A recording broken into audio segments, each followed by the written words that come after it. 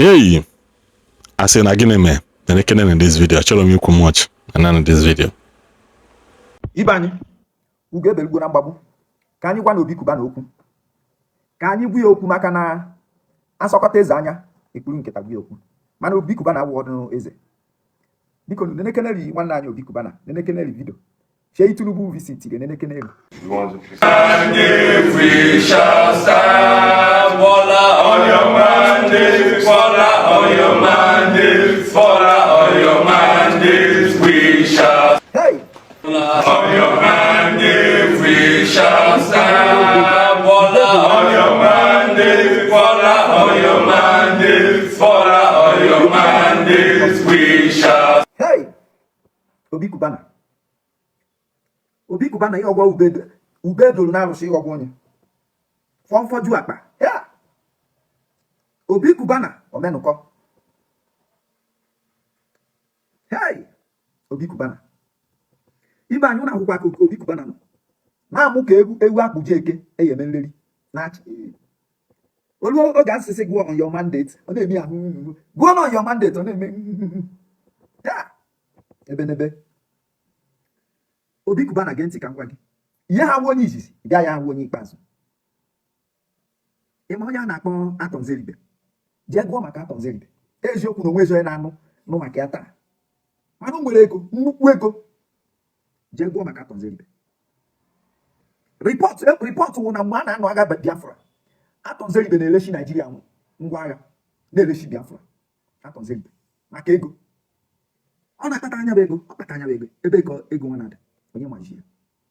agwara gị mgbe ụtụtụ na ezigbo abaka ego mma mana ọ baghị ntị ọ na-adịghị ka ị na-ebeji ebe na South East na ọwụ gị ebe anyị si na arụsị zuzuo egosi osisi eji tụọ ya ọkwa Tinubu ka ị bịa nleshi anyị Tinubu ka ị bịa nleshi anyị jere bịama anyị na-eche gị ọ kachapụ mgbe o nwere statement Obi Cubana release ka m gụọrụ m ya o nwere statement o release ka anyị gụọ statement Obi Cubana ọ sị gekwenụ ntị o nwere nke nchọ ọgwa ncha ka m chọrọ ngụ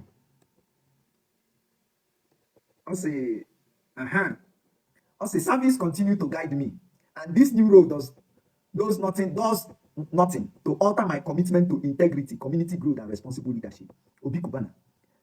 o nweghị ibe gbasara Tinubu with integrity ọkwa ịma ihe Reno Omokri kwuru Tinubu na-eme na ọ sị na ọwụ drọgụ gịnị Lord ọkwa Reno Omokri kwuru ọkwa 8 nke gị ụkwa nwa Tinubu ji point gị Tinubu amakwa onye iwu ọkwa na akụkọ ka ya akọrọ ya Reno Omokri nke Tinubu o meghere ọnụ kwuo na Tinubu na ọ na-evu ntụ na ọwụ onye isi ndị ntụ ka ọgwọ m kwuru Reno ihe ji ekwu ịnụ ka Sowore kpọrọ vidiyo nye na kọtụ hụ ya n'anya ụwa niile amarụgbuye ya ka esi na integrity gị dị intact ndị ji na-atụ egwu na ọ dị ka integrity gị emebikwo ndị ji na-atụ egwu obi gị gwadịrị na integrity gị agasagbo ịmachi ọnwụ jere bịaba nsogbu ada ịmana ọ na-adị gị ka emekiri soshal midia na-anụ Obi Cubana Obinna ihe agụ ọkwarịa nwa gị jere bịaba ịchọrọ mme vootu soro de enweta so ọ dịkwa prọfesọ ọrụ gwokwe CBN gọvanọ ọnwa gwokwe n'ihe ome wụ lekchọra ya to nweta mgbe vootu ọ bụrụ gị nwa Obi Cubana ya enweta ọ na-nwegbo ihe imere ibe abaji gị ji ụdọ ọ mgbe ịkwara ozu eji na-efu ego na bọndụ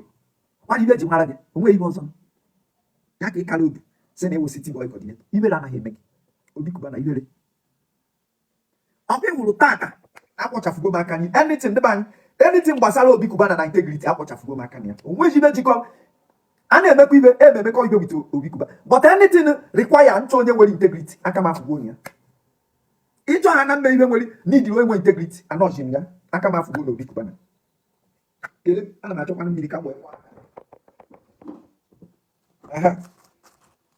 m enye nle pịa wọta ka akpọchafụ m aka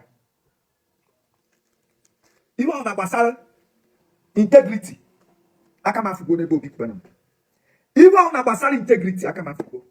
ọ na-agwa anyị na ọ sị na ọ ka mma instead of doing from outside let us do it from inside ka gị na Shey Tinubu ịjụkwarịa ndị Igbo niile ha mere ibe duru na election ịjụkwarịa kedu ibe mere ịjụkwarịa maka ibe niile mere maka MC Oluomo ibe mere ịjụkwarịa ijele mie si na iwu coordinator anyị na-eche gba na-ataba bịa ka ịtụtụ anya iruo ebe niile ba isi ike juru ebe niile onwe onye gwụrụ ụzọ onwezi onye gwụrụ ụzọ na Naịjirịa ọkwa Tinubu ka sị 2 years nwoke nọrọ 34 billion ka o jigo wee gba Igbo spend bụ na ụwa niile ọ na-ebegharị 34 billion ọ bịa nweghị ofu mkpụrụ ibe nwe ofu mkpụrụ ibe mere achieve n'ebe a ka a na-egbuchi mmadụ onwe ebe sekuriti dị Nnamdi Kanu ọkwa ya kpọchikwara ya nke ikpeazụ ọkwa ya bụ Sokoto ị na-atụghị ọnụ ya ịtụghị ọnụ ihe ị gara ngwa anyị tụrụgburu igiri elekshọn ka ị na-agwa anyị na-abịa ntụju anyị anya n'ihi ya agbada anyị na elekshọn oruzu kedu ihe ekwu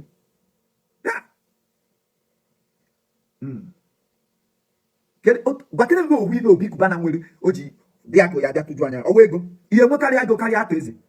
eze ọ na-ekokwe n'ego n'igbe n'igbe kwa mkpọchi ọbịa nwee influence na Anambra ọbịa nwee ohu ọbịa na-eke ego ị na-eke ego ka ya nwebe n'ihe mere achieve bịa kọrọ anyị kwa ka isi amụ na-amụgheri